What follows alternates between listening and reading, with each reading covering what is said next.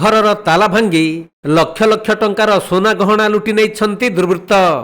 ତେଣୁ ଏନେଇ ପୁଲିସ ନିକଟରେ ଅଭିଯୋଗ ହେବା ପରେ ସ୍ୱତନ୍ତ୍ର ଡଗ୍ ସ୍କ୍ୱାଡ୍ ସହିତ ପୁଲିସ ପହଞ୍ଚି ଘଟଣାର ତଦନ୍ତ କରୁଥିବା ବେଳେ କେନ୍ଦୁଝର ଜିଲ୍ଲା ଯୋଡା ଥାନା ଅନ୍ତର୍ଗତ ଟାଟା ସ୍ପଞ୍ଜ କଲୋନୀରେ ଘଟିଛି ଏହି ଘଟଣା।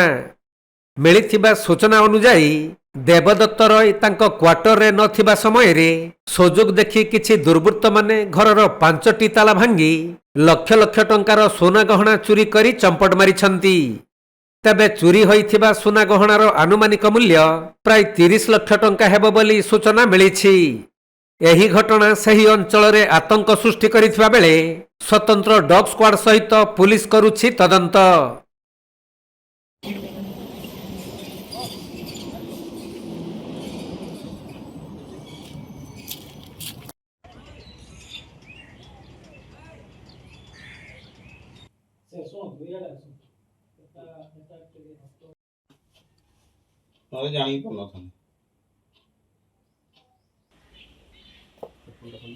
ଖୋଲନ୍ତୁ ଖୋଲନ୍ତୁ ନା କେମିତି ଯଦି ଯିଏ ଭାଙ୍ଗିଛି ଏଇଠି ପକଡ଼ିଛି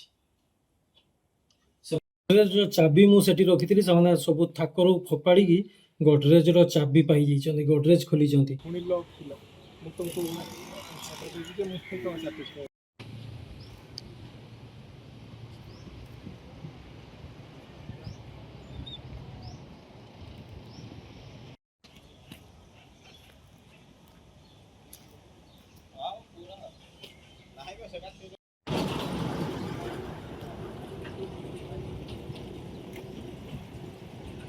କେନ୍ଦୁଝର ଜିଲ୍ଲାରୁ ଦୀପେଶ କୁମାର ବେହେରାଙ୍କ ରିପୋର୍ଟ, କୋଣାର୍କ ଲାଇଭ୍।